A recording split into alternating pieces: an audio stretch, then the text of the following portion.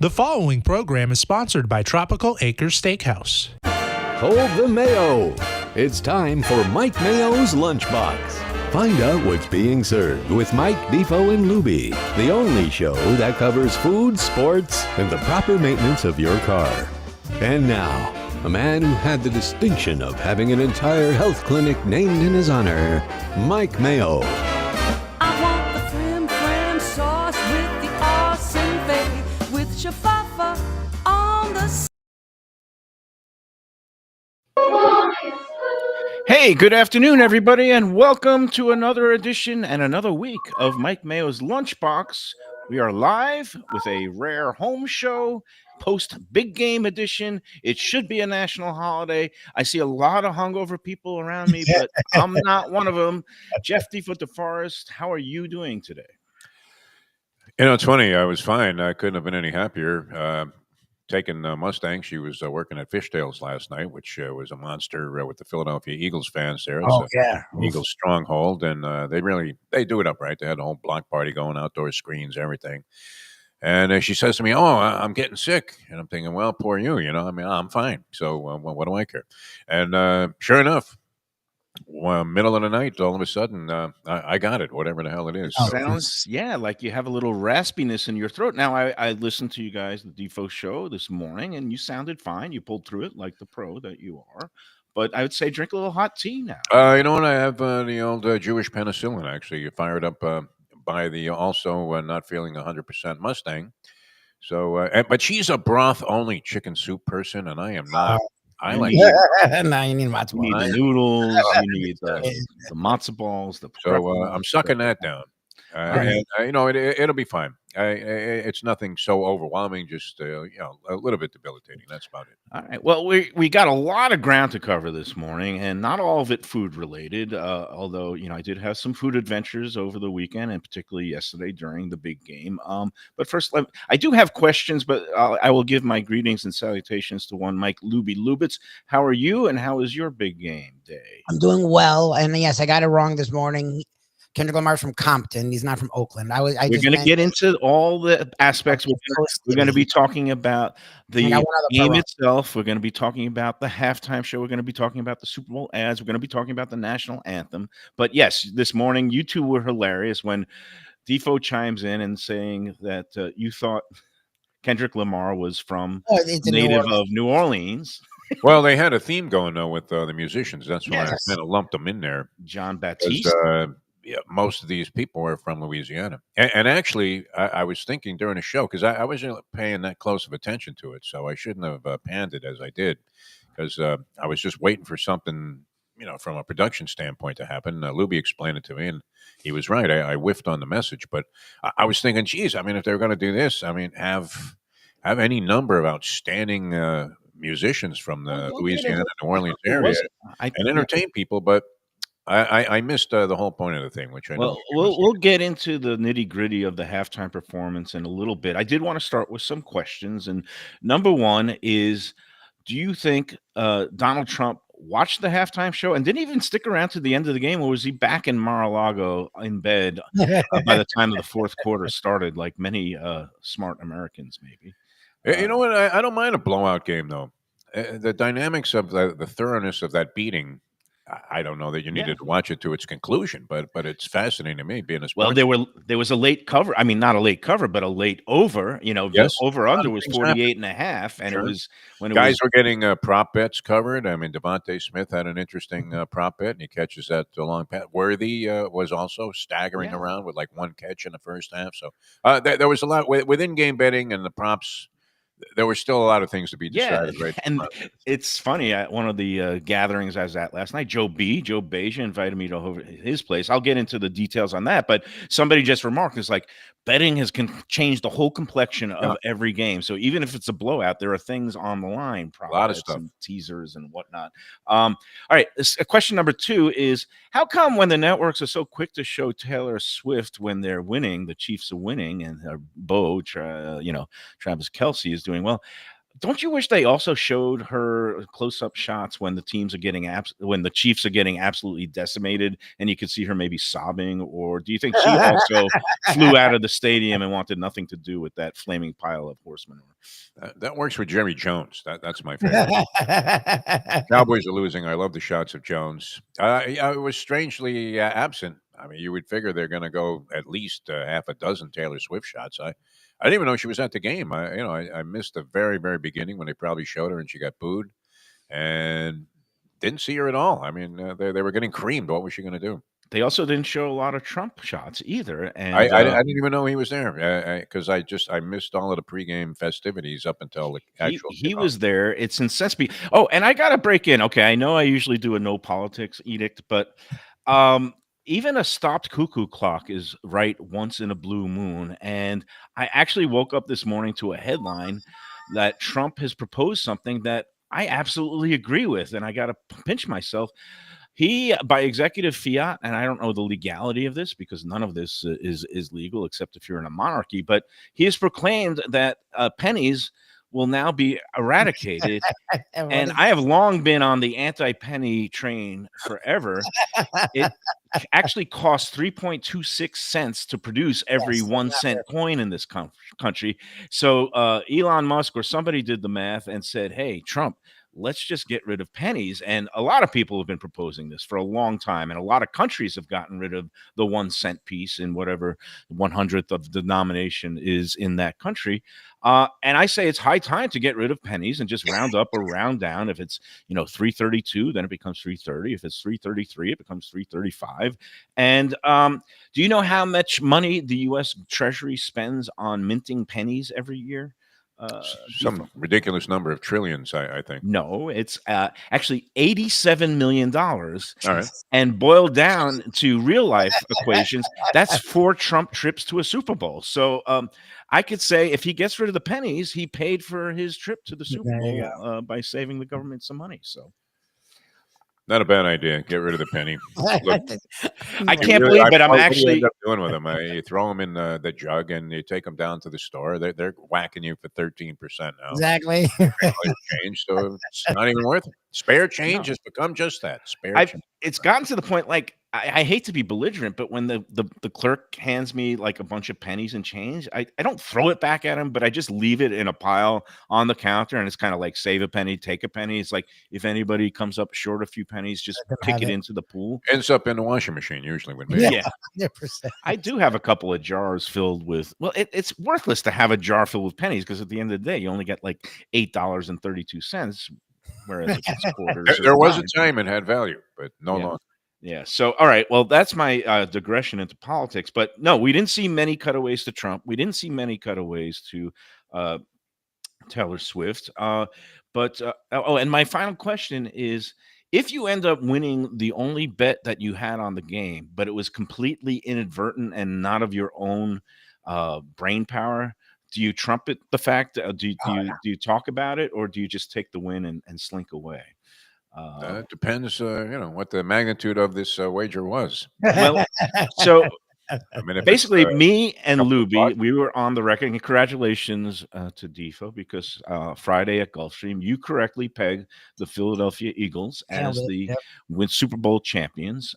You correctly handicapped that they have a pretty superior and strong both defensive and offensive lines that ruled the day. And me and Lubie both said we were predicting like Chiefs is saving the best for last. It's going to be a blowout for the Chiefs. Well, we were right about the blowout. We were just wrong about the Lubie magic wand theory, though. Yes, it was. Where you wave a magic wand over the Miami Heat, even though they're the 10th seed, and suddenly they go all the way to the NBA Finals. Yeah, they just fix everything on the fly.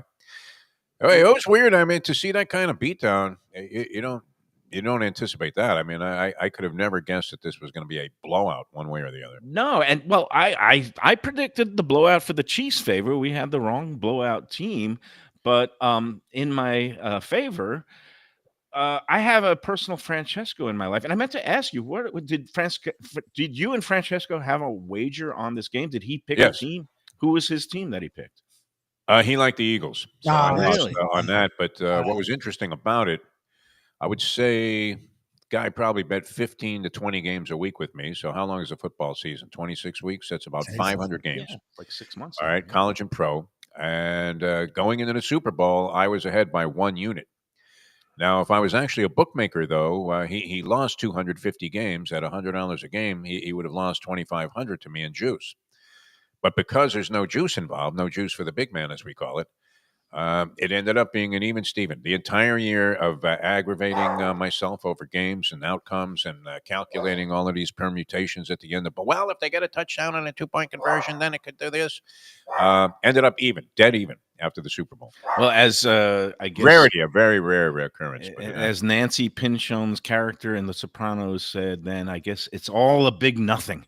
If you just it really was. It was a wash, but see, but a lot of fun. I mean, following this stuff, it definitely having any kind of money on any game, it definitely increases your interest, and as Lubie knows, it increases your racist tendencies, which is maybe why the message of the halftime show, was especially deep for all those aggravated football bettors. But let me get back to my personal Francesco. So, like, I didn't have any thoughts. I thought it was going to be an evenly matched game. It was practically pick 'em. I think the Chiefs ended up being favored by 1 point, which is, pick 'em. And but I have a college buddy, the Sheik. You know him. He lives down here now during the winter. We have an annual tradition where we place a C note on the game, and he gets to choose. And yesterday I said, all right, who's your choice? Who are you going to be picking? And he picked the Chiefs. And I said, okay, we're on. So inadvertently, I ended up with even the though Eagles. you expected the Chiefs to win in a blowout. That's noble of you. Yeah. Because this is how we roll. I always let him do the picking. He doesn't follow sports very much. And, he has a overall Francesco type record. So I'm very pleased every year to let him do the picking. And I just sit and watch. And when it was, those 2 picks before halftime and the pick 6, and it was I was very much enjoying the game. So I ended up winning $100. It was the only action I laid on the game. I didn't go onto any betting apps. I didn't do any stupid prop bets, and I just was sitting there in the catbird seat all night. So congrats to the Eagles. I did not see. Did any of the townsfolk in Philadelphia do anything crazy like rioting or eating? I saw that they pulled a light post and were running around the street with the light post because they are Philly fans. They have to do something insane. But I didn't see tons of looting or rioting. Remember last time that one guy was so happy that they won the Super Bowl that he started eating dog poop off the sidewalk? That was like the craziest clip I've ever seen. But it just shows you the delirium of and the this insanity and stupidity of the Philadelphia sports fan. But that was kind of a gross one there. Anyway, I will take the W. And I already, taunted my friend, the Sheik, and told him that the Zelle accounts are open 24/7. We lost the Lubie man. I guess he was a little bit embarrassed about his Chiefs prediction. But before he comes back, I just want to say the man who had maybe the most impressive handicapping week of all. This brings us to the Sunday brunch 10 Palms contest. Did you hear about this one? Did you see my message yesterday about Sheldon G nailed a $63 winner, which when I got to the track or where I was betting, I ended up at Harris Casino for a little while on Saturday afternoon. All of the guys at the end of the bar that are always there, they were celebrating having that same horse. Nice. So that was I wasn't involved in that, but that was nice. I mean, who picks a $63 winner in the Mike Mayo Lunchbox contest? Yeah, and I didn't go with the feature race because that looked chalky and only 7 horses. I went with a wide open maiden special race on the turf. And this number 6 horse, I'm kicking myself because I bet the Pletcher horse at it was morning line 6-1. At one point, it was 5-1. By post time, it drifted down to 7-2. I was in both handed, I had win place money on that. I did the exacta overall, but I didn't do the reverse exacta. I didn't do your angle, Defo, and I'm kicking myself because it came back $198 for $1. But number 6, Baker's Street, 31-1, $63 horse, and 30. I think there was 36 entrants in this week's contest, and he was the only one who had that $63 horse, which was kind of anticlimactic because you come to the big game. It's like when somebody hits the massive pick 6 jackpot the day before the mandatory payout. I mean, that's what kind of Sheldon G did. The big game, the Super Bowl, was irrelevant to the contest because he was the only one who had the winning horse in the contest race. And again, the restaurant was the world famous Parrot Lounge, which is a well-known haunt of Philadelphia Eagles fans in Fort Lauderdale, right near the beach. Have you spent much time there? Do you know? Long time ago, I was friendly with the owner, Tim. Tyrone Chavone. I guess he went by Tim. Yeah. And Tyrone was also a local ring announcer. So since I was involved in a lot of local boxing televised matches, he was always the ring announcer. So you had to work in somewhat conjunction with him. So we got to be friends. And I used to hang out at the Parrot Lounge there a little bit. But I would have to say it's probably been 35 years or so. The place, does it still look the same? Because I haven't been in there probably in 10. It fit the MO of a Fort Lauderdale dive bar for sure. Yeah, no, it's one of those classic, I'd call it an iconic spot. It's been there for a long time. It's a gathering spot for Eagles fans, sports bar. They have all kinds of good beers on top, but they also have cheesesteaks. So again, that was the restaurant. Congrats to Sheldon G. He's in town. When he's in town, he usually goes to the the luxury boxes up there because he's one of those high rollers. But he'll take the W also, and he will definitely redeem the Sunday brunch package for 2 at Gulfstream 10 Palms, because who could resist that omelet station? With, I believe it's Rose, who now is making the omelets. She does a great job. And so congrats again. Sheldon G nailed it. But for the cherry on top, or you could say the hot pepper on top of the cheesesteak, he also did pick the Eagles, winning by a score of 36-28. So he also foresaw an Eagles victory, as did most of the contest entrants. That was the interesting thing. Our people are pretty shrewd. I was expecting a lot of people to be picking the Chiefs, but I would say it was about 70-30 in favor of the Eagles winning this game amongst our lunchbox contest entrants. So they knew something that Lubie and I did not. But I'll take the $100 and slink off to a poker tournament near me. So, all right, let's take our first break, and then after the first break, we will get into the nitty gritty of the halftime show, the prop bets, the national anthem, Super Bowl ads, whatever else is on our mind about the big game. But before that, let's just talk about today's presenting sponsor, our friends over at Tropical Acres. They were closed yesterday because they are closed on Sundays, but they're gearing up for a big week culminating in Valentine's Day this Friday. I believe they do have some availability left, so you want to give them a call, make a reservation today by phone. That's the only way they take their reservations at Tropical Acres, the old-fashioned way, old school way. That's why I love them. 954-989-2500, Tropical Acres. Whether it's Valentine's Day or any day, you could go there with your deeply beloved or a whole group of friends. You're going to get the best value. You're going to get happy hour from 4:30 to 6:30 in the bar with those tremendous deals, the half price alcohol, all the drinks, including the high-end premium liquor, $8 Belvedere martinis, which I am not drinking for the time being, but you can enjoy them along with great light bites. Then you go into the dining room, you get your loyalty reward card where for every 12 entrees that you purchase, you get the 13th one on the house. We got the great prime rib, filet mignon, all kinds of good seafood dishes, things that are on the lighter side. Studio Alley family, they do things the right way. They are class all the way. Tropical Acres, tell them the Lunchbox sent you. All right, let's take that first break, and we'll come back with more on a home edition of the Lunchbox after these words.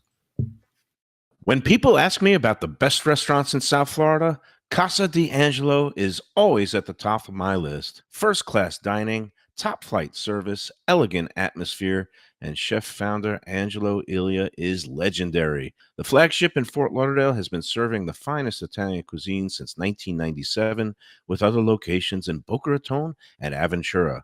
As Angelo himself says, they have an unwavering commitment to unparalleled quality with meticulous attention to details. It's so good, with house-made pastas, pristine seafood, unique meats like elk chops and bison, and seasonal specialties including fragrant fresh truffles from Italy. All locations open 7 days for dinner. Reservations recommended for a special occasion or any occasion. Casa D'Angelo. Tell them Mike Mayo sent you. Delicious Mexican food with innovative twists. Margaritas with a medley of tongue-tingling flavors. I'm talking about Taco Craft, Taqueria, and Tequila Bar. The place to go on Taco Tuesday and every day.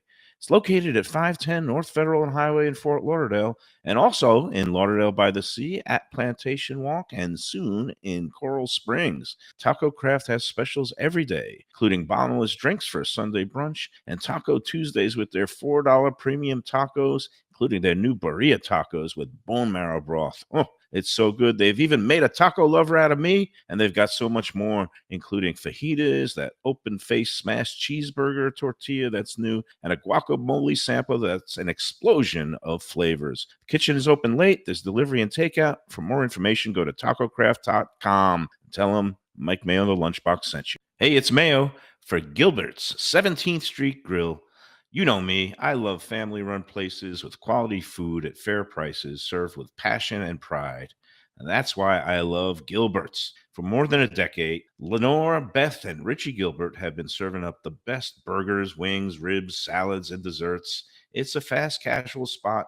Everything prepared fresh to order from an immaculate open kitchen. They're at 1821 Cordova Road in Fort Lauderdale in the Cordova Shops just south of 17th Street. Open every day but Sunday. One of my favorite burgers in South Florida. Big, round, juicy pucks of 100% Angus beef, char grilled to perfection. And don't miss the sweet potato fries on the side. They're legendary. Go to Gilbert's, feast.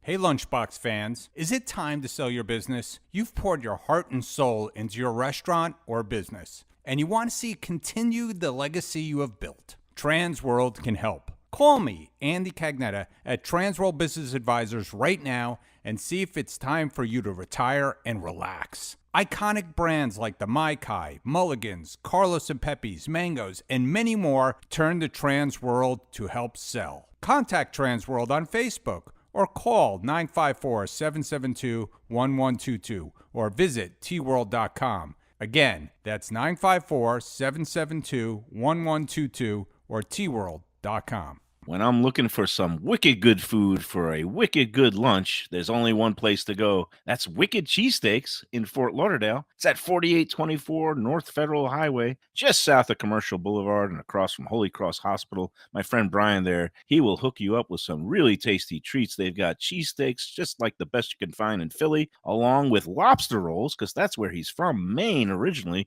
And they have wings and pizza and everything you want to have a really good time. Wicked Cheesesteaks. They're open every day but Tuesday. Check them out online, wickedcheesesteaks.com. Tell them the Lunchbox sent you. If you're looking for a great place for steaks, seafood, and more, go to Tropical Acres Steakhouse and Butcher Shop. It's at 2500 Griffin Road in Dania, just west of I-95 in the airport. They've been there a long time, since 1949. That means they're doing something right. You'll get old school hospitality from the Studiali family, along with great value, tremendous service. Of course, you could also go into the bar for happy hour every day, 4 to 6, and they have great value all night long. Also, a butcher shop that's open every day from 10 a.m. to 6 p.m. except Sunday. The dining room is open every day at 4:30 except Sunday. Go to All right, we're back on a Monday post big game edition home show, the Lunchbox. We've got Jeff Defo DeForest nursing a little bit of a head cold. We got Mike Lubie Lubitz nursing whatever daily anxieties and maladies that he has. And we've got me embracing my sobriety, still struggling with it. You'd have been proud of me yesterday. I was surrounded by alcohol all day.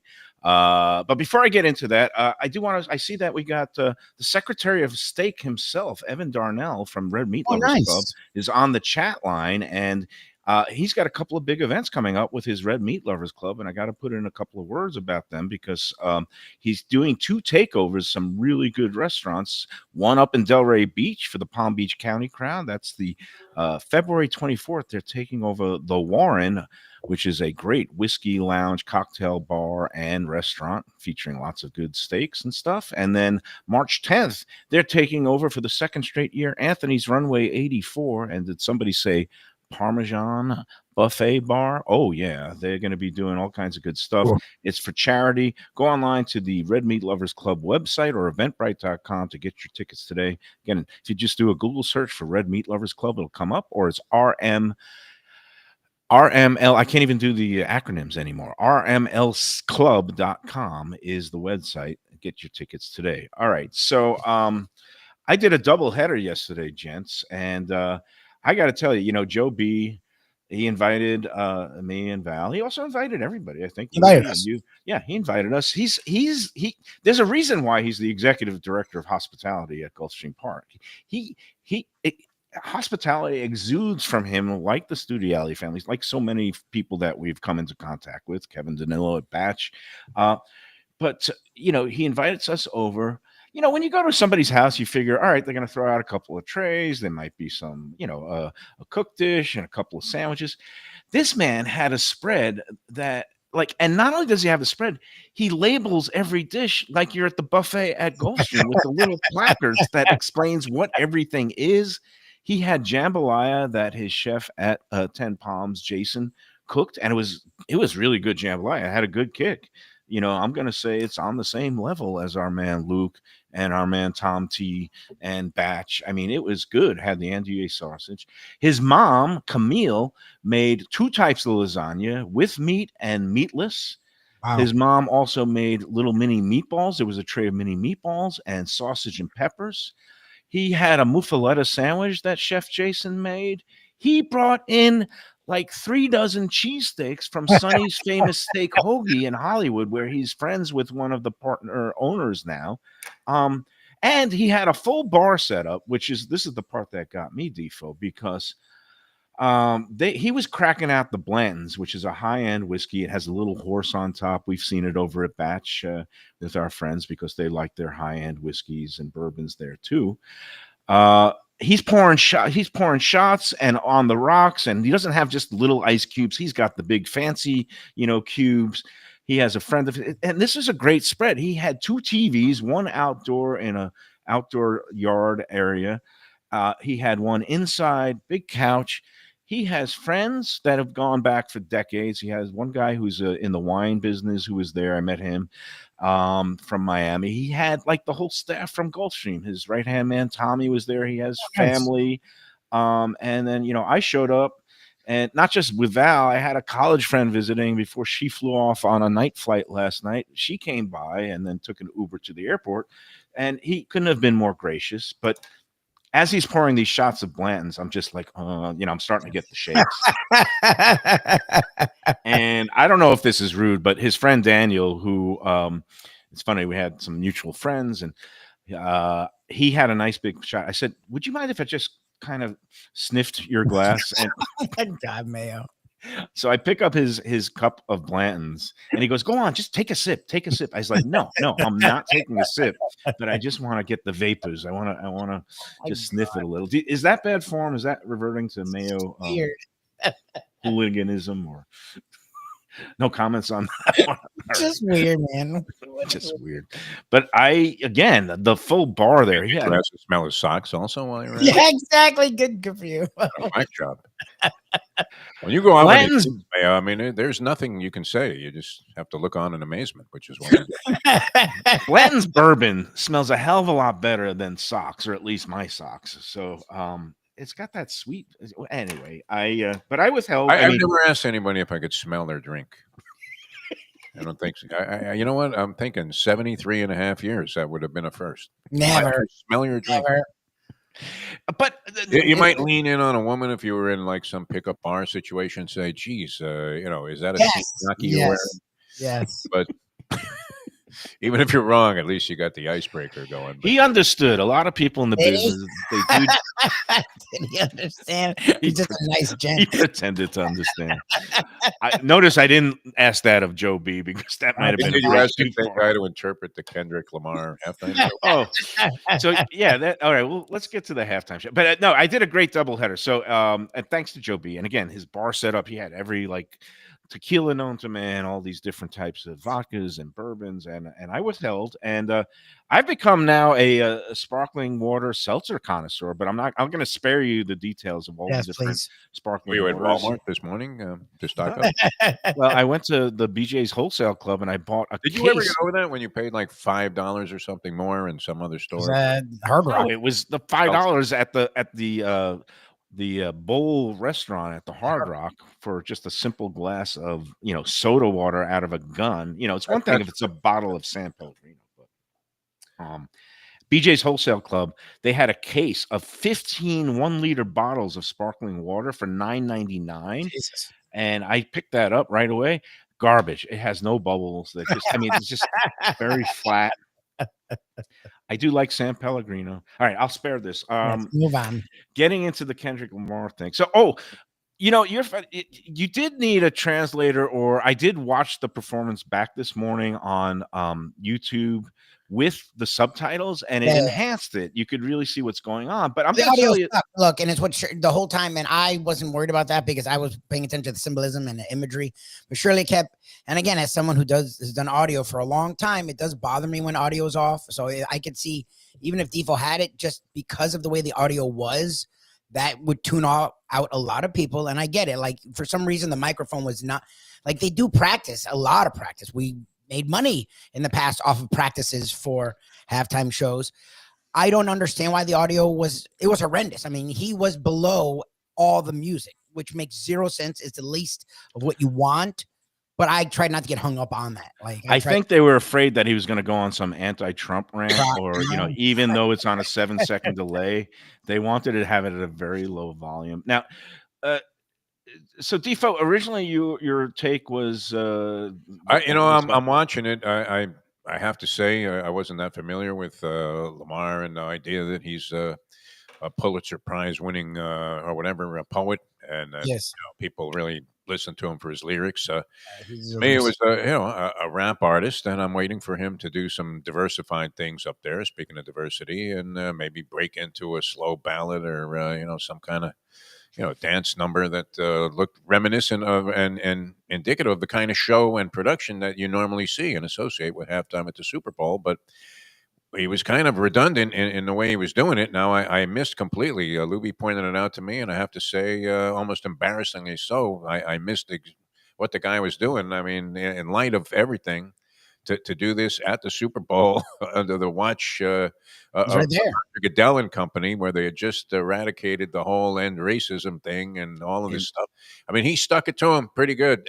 So that's art. I mean, that's Christo-esque right there, where you're left days later trying to figure out, wow, did I miss that? But I was looking for more of the typical kind of Bruno Mars type of show that you see. Right. Well, I didn't see that evolving. I sort of lost interest in it. Well, I thought the choreography and the visual effects of it was really striking. He has, all these people that are dressed in these outfits, and it's I thought it's artistic, and the choreography. It was a take on Squid Game. Like anyone, and I didn't even notice that in the moment. I just noticed that it was only black people and mostly black men, and I thought that was striking, especially with Trump and the end racism stuff. Well, that was one song, and he had different motifs in different songs. And again, they do these kind of medleys, kind of like where Last Supper thing at the Olympics. It's a little bit along those lines, where you're going, what the hell is this? And then you realize, I missed the point. Lubie, you liked it from the get-go, right? Because you understand.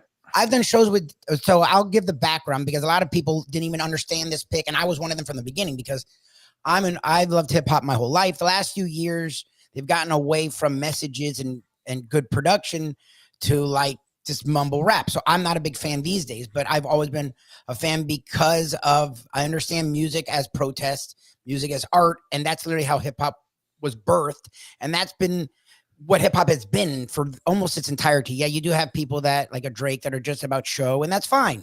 But the idea of it spawned from jazz, blues, a lot of that art and protest. And so when you're in New Orleans, and there's a lot of great rappers out of New Orleans, there's a lot of great musicians out of New Orleans. So when you announce it's Kendrick Lamar, he's not about the show. He's not about all the fanciful productions. He's not Michael Jackson. He's not Prince. He's not about all of that. Right. He's not feel good second line. No, you know, he's all very that. about the word, and he's very about the message, and he's very about, and the song that he just won 5 Grammys for is literally not only dissing Drake, but dissing in a way that we've never seen. It was literally going right to the core of who Drake is and a lot of the crap that Drake's about. So when they picked Kendrick Lamar, I was like, what are they doing? Like, I actually wasn't even looking forward to it because I didn't understand what they were doing, but I've done shows with Jeff DeForest for 15 years. And when the first line comes out, the revolution will not be televised. No, I actually watched it back. And so he was playing off of the famous Gil Scott-Heron song, The Revolution Will Not Be Televised. One of my personal favorites. Yes, but what he twisted it around to, He fixes it. He said the revolution is about to be televised, and you picked the wrong guy at the right time. And again, that's some of his wordplay and his lyrics. When I heard that, Defo's quoted that since the beginning of Trump sort of just coming out. I sat up. I'm like, oh, he's going for it. Because the whole drama was, will he sing the song going after Drake, da-da-da-da-da, and which I don't care about. When I heard that line, I just heard the reference to the Gil Scott-Heron quote. And that's when I thought, okay, Defo may be interested in this when he gives that quote. Most I didn't catch that. I was like eating up some baked beans. I sat up. I'm like, oh, this is going to be, and my wife, I sat up. I'm like, oh, he's going for it. This is going to be, and then I just saw the black men. I'm like, okay. I'm like, so he's going for it. During the halftime performance, I had moved on from Joe B's to a sports bar that just opened around the corner from me. It's part of the Daniels restaurant complex, and it was kind of a opening night, friends and family, partly rented out. But they had the halftimes on all over the screens. I couldn't really hear and make out everything that was going on. It was just a visual experience, and that's why I watched it this morning to kind of get the whole gist of what he was going for. And first of all, I like Kendrick Lamar because I do appreciate people who are lyricists and people who can do very clever wordplay. Do you know that me and Kendrick Lamar have something in common, Defo? Do you know what that is? Can't imagine. No. We both have Pulitzer Prizes. I shared in one with the Sun Sentinel newsroom for the horrible tragedy at Stoneman Douglas, which again, another anniversary is coming up this Friday. Valentine's Day is also this time. It's going to be the 7th anniversary. Is it 7 years? Yeah, 7-year anniversary of that horrific shooting. But yeah, the Sun Sentinel newsroom won the public service Pulitzer that year, and Kendrick Lamar won it, I think, the previous year for not poetry but music. They give out a Pulitzer Prize for music and for his again his lyrics and his wordplays on one of his albums. But I've known some of his music.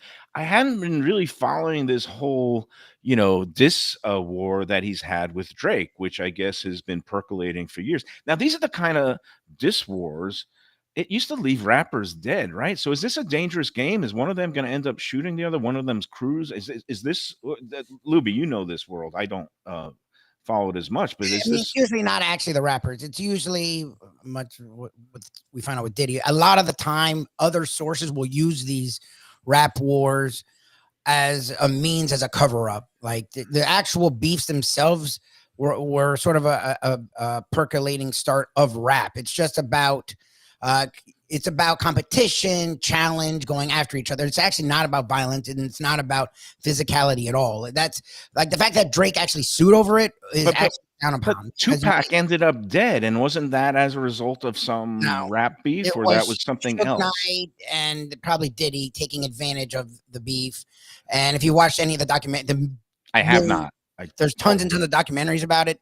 It wasn't Biggie and Tupac were friends, and Biggie tried to make amends with him for years, and it wasn't his people. He didn't ask for it. It wasn't even his fans. There was a lot of murkiness behind it.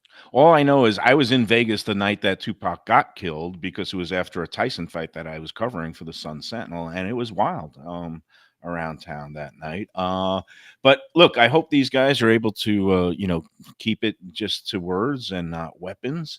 But here's the thing that I appreciate, because this song that was the diss song that became a big hit, it's called They Not Like Us, and it's basically calling out Drake for being into young girls. He calls him a pedophile in the song. He self-edited last night, did not use the word pedophile.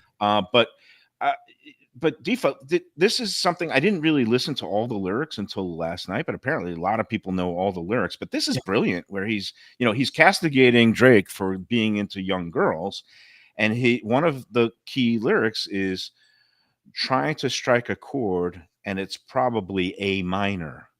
I mean, that's freaking brilliant. And he wore the A minor key symbol right on his chain. A minor or A minor is a musical key. I mean, that's some good wordplay right there. And you could drop the mic at that point, because that's, I think, a diss war that's game, set, and match to Kendrick Lamar. Drake was in Australia kicking off a new world tour last night, and it's kind of interesting that he was far, far away. So we'll see where that all leads. All I know is I liked the performance when I could actually hear the lyrics and watch and the lyrics, and the Samuel L. Jackson dressed as Uncle Sam being kind of the carnival barker, representing maybe white entitled America that doesn't understand it. I thought was a brilliant stroke. I liked the show a lot. It was art. It was challenging. It's the kind of thing that a critic like me likes, and probably 90% of the public hates, which is why. Look, it's not going to happen again. They're going to ring it back. It's after the Jamin Jackson, right? They're going to ring it in, and they're going to make sure people get the Rihannas and their Bruno Mars, and there's nothing wrong with that. I understand this is supposed to be entertainment, and I usually would agree. I usually be like, what are you doing? But in the times we're in, like, what bigger stage will you ever get, right? Like Brian here, well, that's actually the opposite. This is literally the place. There's no other place we're going to get that many eyeballs, especially young people, right? Young people are never engaged in anything. Young people, this is a very family-oriented thing. The Super Bowl is a very family-oriented thing. You go to a party, you go together, the kids are on their phone, the kids aren't paying attention. But they all watched Kendrick Lamar. It wasn't for Brian. It wasn't for all these Trumpers that are losing their mind. It was for them. It was for the younger audience that's not engaged, that doesn't act much like the 60s and the 70s, which were the protests for Vietnam and North Korea and Korea, where the older people didn't understand it, but the young people did, and they got the message, and they saved our country. Defo, you remember like the first time you heard Crosby, Stills, Nash and Young when they did, "For Dead in Ohio." That was a bold musical statement. Right? Turned out this took tremendous balls for this guy to do this at that. I wasn't familiar enough with Kendrick Lamar. I ended up making a sort of an asinine post on Facebook, as it turns out, saying which was more embarrassing, the Chiefs' performance or Kendrick Lamar, because I was full. I mean, you could get into a thing about time and a place, but I think that made it after Lubie pointed this stuff out to me. You even more impactful that this was the time and place where he pulled this off. So I applaud Kendrick Lamar for having the guts and the courage of his. And I applaud the NFL for sticking. The NFL. I mean, I almost cashed in then on one of, and I didn't realize it. One of the professor's oddball prop bets that he was talking about, where you could have gotten plus 2,500 on whether or not there'd be a blackout during the course of the game. A power outage. That didn't happen. As soon as Goodell saw somebody would cut the wires. Rupert Murdoch is sitting in a box there. He had to love every second of this. Kind of like he said, is in agony. He's spitting up pea soup. Speaking of food, like he was Linda Blair in The Exorcist, and you were thinking at some point they're going to pull the plug on this, based on what I now know. What you knew, right? I'm originally I'm thinking, geez, New Orleans, maybe to get like Wynton Marsalis to strike up some kind of music, or the Living Neville Brothers or something. Yeah, but Neville Brothers and some local band. Yeah, you thought it was going to be like that scene in A Complete Unknown, where at the Newport Jazz Festival or Folk Festival, where somebody was trying to cut the line. Pete Seeger was going to cut the electricity cord to an electrified Bob Dylan. Yeah, now that we know what we know, or that it's been pointed out to me. But I mean, just watching it peripherally, I didn't understand what the guy was saying. I don't know the lyrics to his songs. I didn't realize he was that accomplished. Yeah. I know he's won 22 Grammys, so I figure, okay, the guy is great at what he does. But I haven't really familiarized myself. And the backstory is that I guess the NFL has contracted with Jay-Z to produce the halftime show for the last several. Home run when they had the rappers on before with Dr. Dre. Even if you hated the genre and thought it was all baloney or whatever, it was extremely entertaining the way they made the presentation. I'm just looking at it going, well, I didn't get it. So now that I do, I see the brilliance in it. Luby, do you know, has Jay-Z, does he have the I guess is he going to be producing the halftime show for the foreseeable future, or You're are they going to supposed go to be. back to maybe some of A the couple of oldies? people were contacted You're about supposed to 10 be. seconds into that thing. Well, I mean, anyway, I just thought it was racist. It was nice to see after the kind of NFL capitulate to the powers that be to yep, wipe away the end yep. racism, which is actually, I guess, maybe better than what I think Trump wanted it to change the end zone to say stoke racism instead of end Promote, yeah. racism, but Jesus. that didn't happen. Embrace racism. Yeah. Embrace. Embrace racism.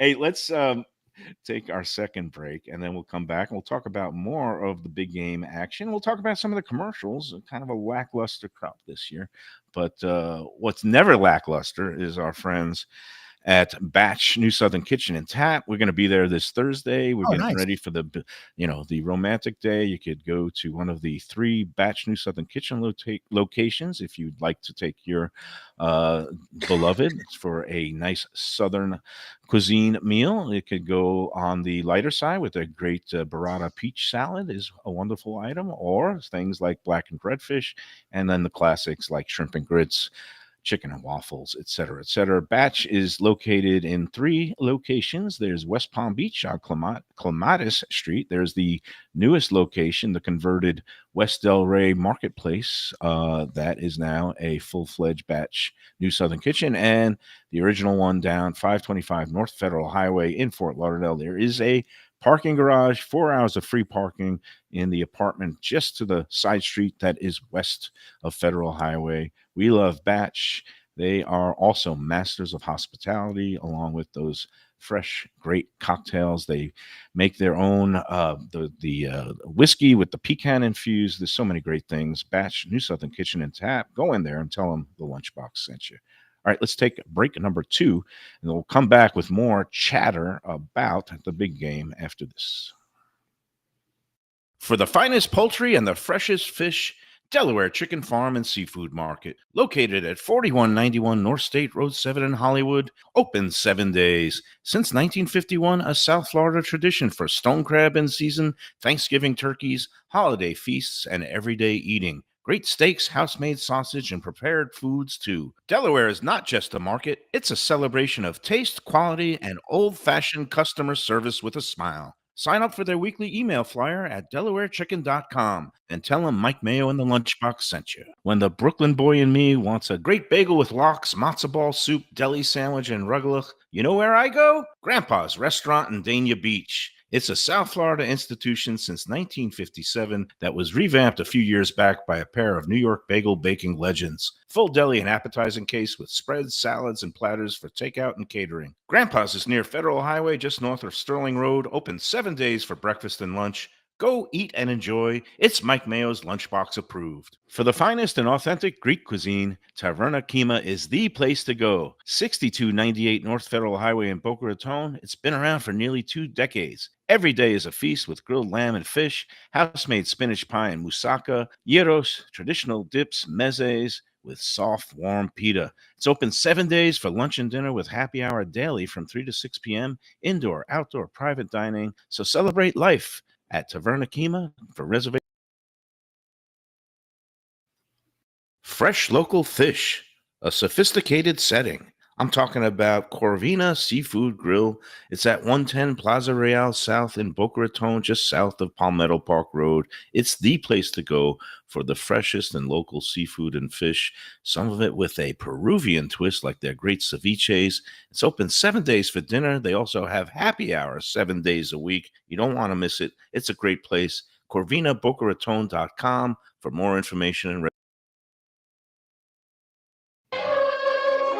all right, back on the Lunchbox. We got some more ground to cover. First of all, the easiest prop bet of the night when we heard that Jean-Baptiste, again, from a famous New Orleans music family, and he used to be the band leader on the Colbert Show, the late night with Stephen Colbert. Then he left, and he's like one of these feel-good musicians. He makes happy music, tries to bring people together, but he's also got a jazzy streak in him. And I don't know, do you know what the over-under was? It was at 1:30 or something like that for the anthem, Defo? I think something along Usually in those that area, yeah. Yeah, well, this was 2 minutes and 4 seconds, and Bravo, man! I've become a big fan of this guy. yeah, and so that was like the easiest thing because you knew he was going to do some piano, You have to scatting figure around. a guy like that's getting a chance in a giant spotlight, and they're probably going to let it focus on them and linger in as long as they can. That's why you had, as a professor pointed out last week on our show, Reba McEntire singing "The Brave, the Brave, the Brave."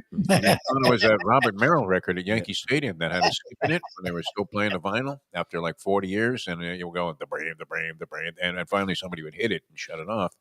But I love that. I always go over on the anthem. I figure no one is going to be brief when they get that chance. No, this was a long and milked out edition of the anthem.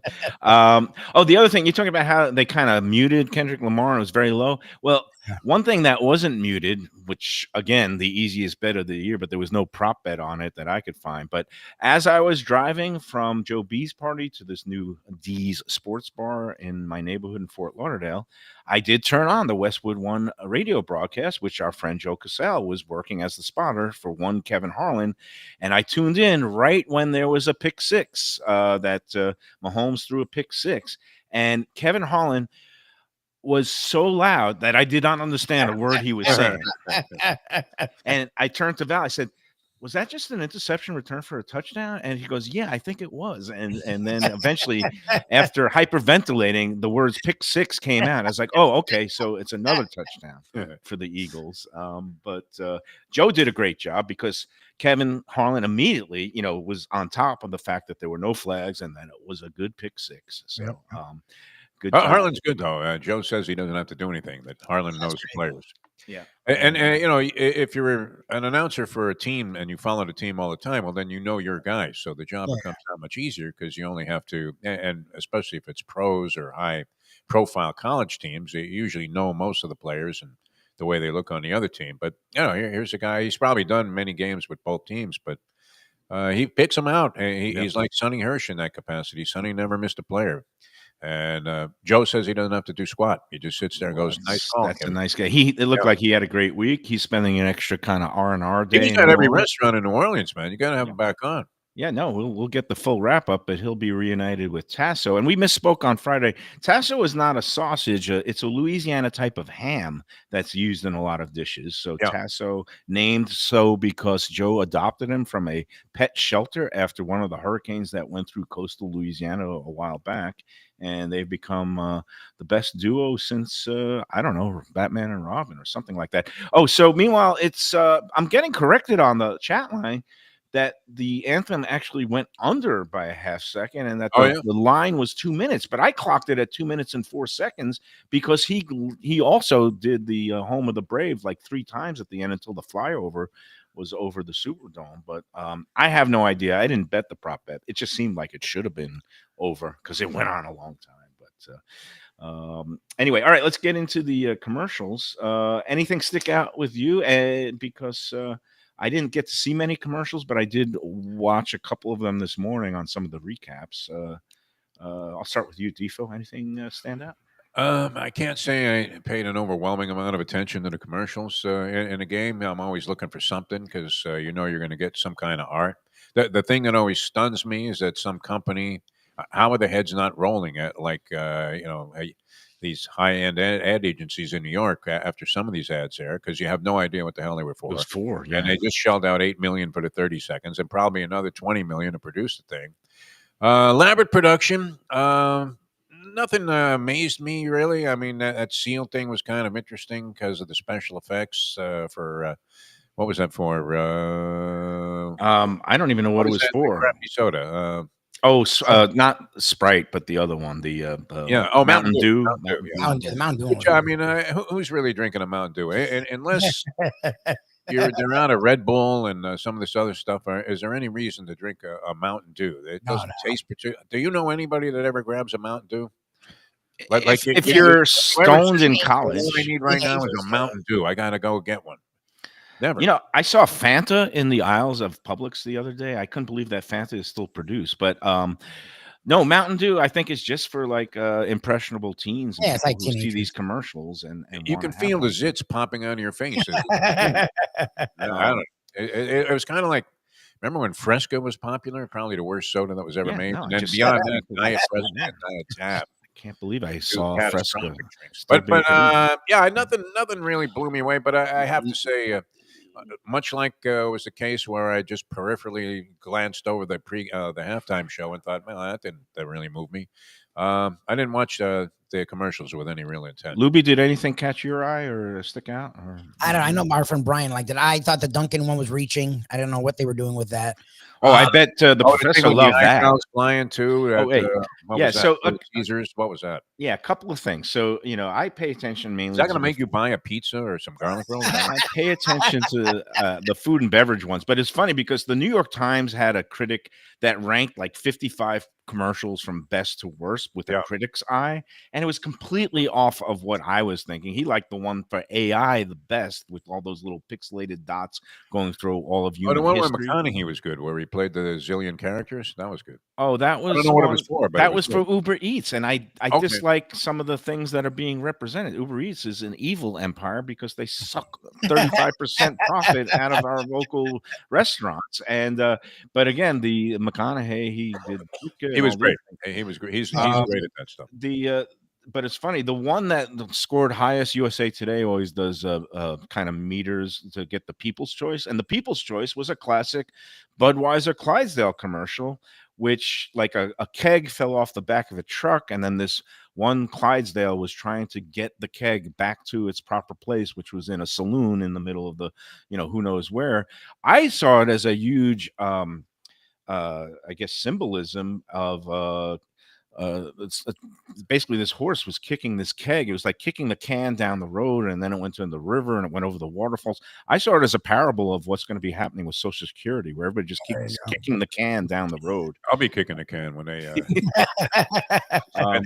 But that was a good commercial. No, I know the professor probably really enjoyed the Duncan commercial because it had our friend Ben Affleck in it.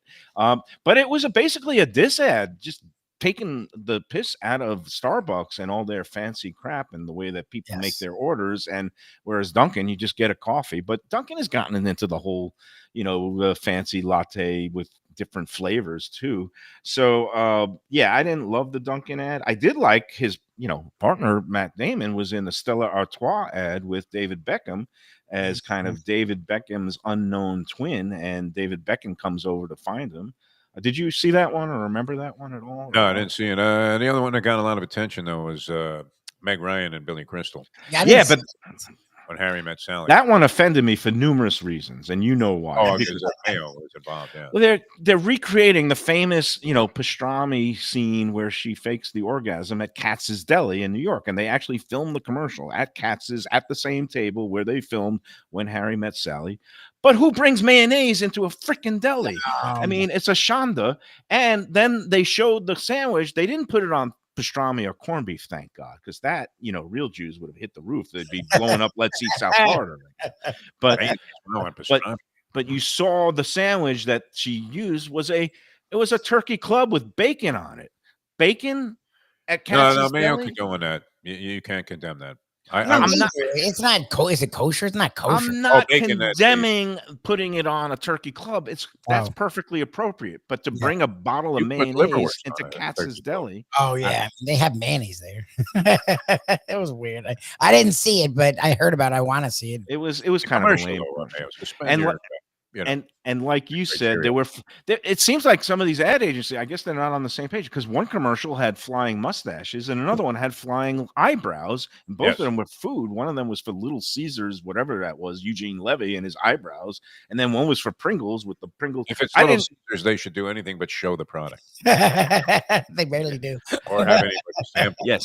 Nothing makes me want to eat some, whatever it is, dough bites or garlic knots than having somebody's eyebrows in it. What you thinking after you watch that? Geez, man, screw the game. I'm going to run out to Little Caesars. At that point, the game was screwed, so I did want to go eat something. I ate a lot. It didn't look like anything I would ever buy. Yeah. Hey, all right, let's take our third and final break, and then we'll wrap up this edition. So, yeah, the verdict is in. The commercials were mostly lame, but if anybody out there enjoyed any of them, God bless you. Go out and buy whatever the hell it was. Harrison Ford in a Jeep. I guess that wasn't horrible. When he's like, "I love this car, even though my last name." That was funny. That was a funny twist, and it also was a subtle dig because you noticed that they were pitching both the conventional gas guzzling Jeep where it makes a big engine rev, and then the quiet purring electric EV Jeep. And you'll notice Harrison Ford at the end had his Charger, and he was using the EV Jeep. And there's this whole wave against electric vehicles now, but which is kind of mysterious considering you'd think Elon Musk wants to sell some electric vehicles. But I don't get the world anymore. It's all gone to hell in a handbasket. Let's take our third and final break. But first, I got to talk about Delaware Chicken and Seafood Market. We're going to be there tomorrow. And we're going to be there just in time for, again, a romantic. If you want to really show that you love your loved ones or your romantic partner, you buy the jumbo and colossal stone crab at Delaware. And if they want to show they want to love me, they'll have a big platter of them arranged for us tomorrow. Delaware is here right before Valentine's Day, and I'm sure they don't mind it, but I don't think they ever request it. They are requesting it. You know why? Because they do a lot of special things for Valentine's Day. They put together these romance packages for two that include some stone crabs, some fresh, I think the Key West shrimp or Gulf shrimp, shrimp cocktail, stone crab, some side dishes that Gene makes the great coleslaw. You can also pick up whatever else you want, some fresh fish, some steak, throw whatever you want on the grill. It's one of those nights that could be a little challenging in restaurants, especially this year. It's going to be on a Friday night. So why not just pick up your stuff for a romantic Valentine's dinner at home? And you can go, again, in there, 4191 North State Road 7. And it's right there across from the old classic Seminole Bingo Hall. You could also give them a call and phone in your order that you'll pick up on Friday. Easy peasy, no hassles. 954-983-6831. You see it on the crawl right down there. Delaware Chicken and Seafood. Go online to delawarechicken.com to sign up for their weekly newsletter and also see all their weekly specials. All right, let's take that final break, and then we'll come back and wrap up this edition after these words. Looking for great seafood that's a little further inland? Luke's Seafood and Grill. That's Luke's with a C. 5511 South University Drive in Davie. Luke and Roxy, they're a great couple with great food. It's a mom and pop shop bringing the freshest fish and seafood to Western Broward. Some of the best jambalaya and fish cakes around.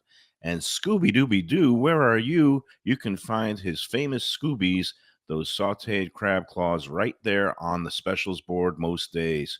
Oh, so good. So take a trip to University just north of Sterling today. Lunch, dinner, closed on Mondays.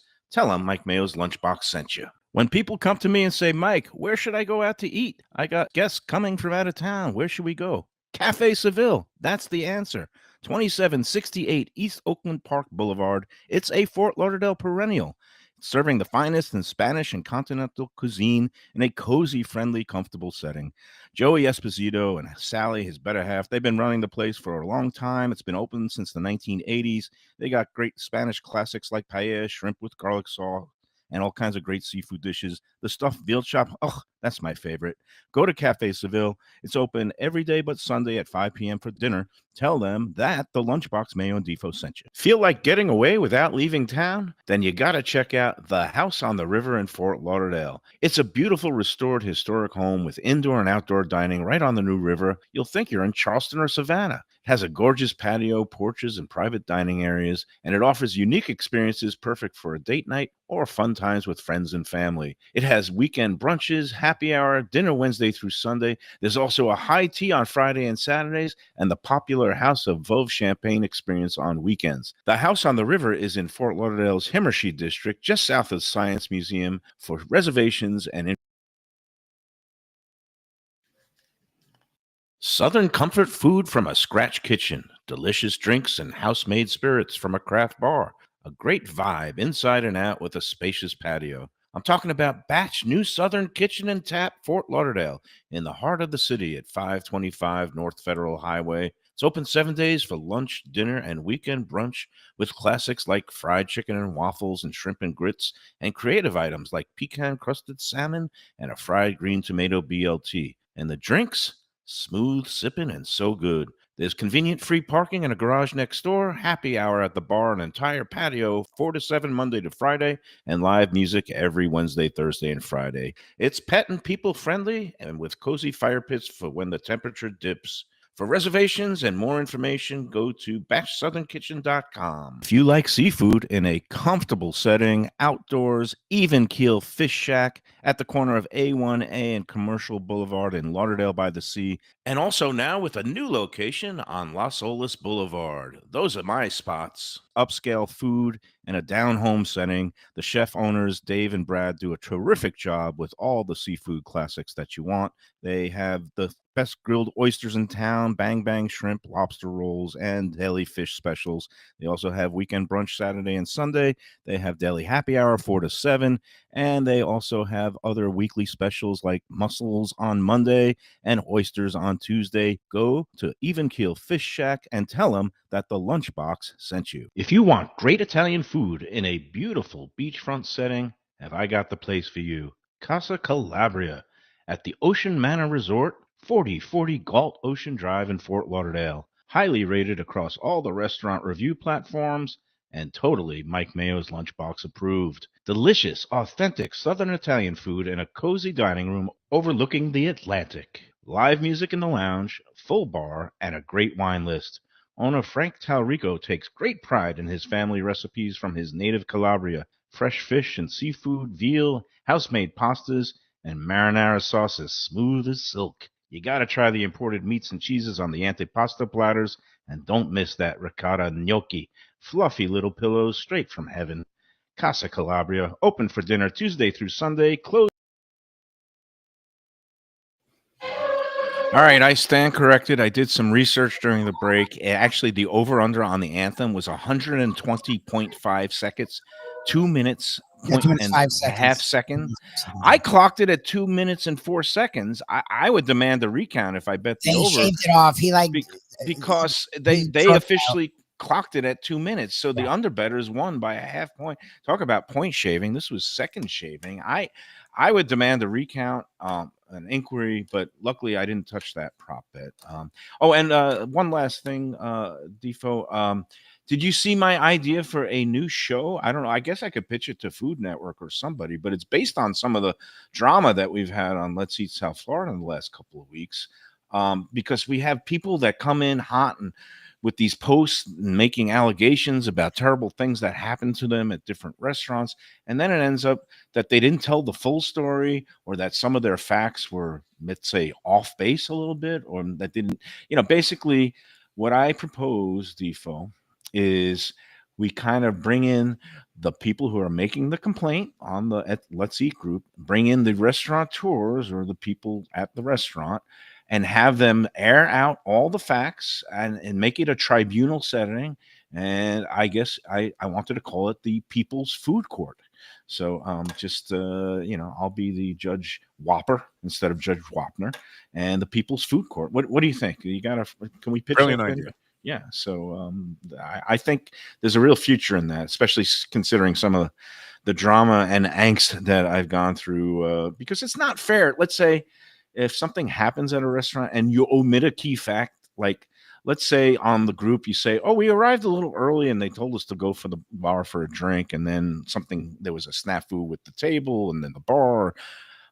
What's a little early to you, Defo? Like showing up when? Like 15 minutes? I don't know. to a party. No, to a reservation. Too early? If you're a half hour before, Half hour. that's kind of No, early. if you show early, when you say we out show, of respect, you want to let the restaurant know that you're actually showing up. So I would say you should be there, before the reservation actually takes place. Usually I like to arrive 10 minutes early, 15 minutes. And again, that's when you expect they'll say, hey, cool, you're here. Il's at the bar, have a drink. It's not quite ready yet. But if you show up at a restaurant, let's say at 6 o'clock for an 8 o'clock reservation, and you didn't tell the that can throw things already.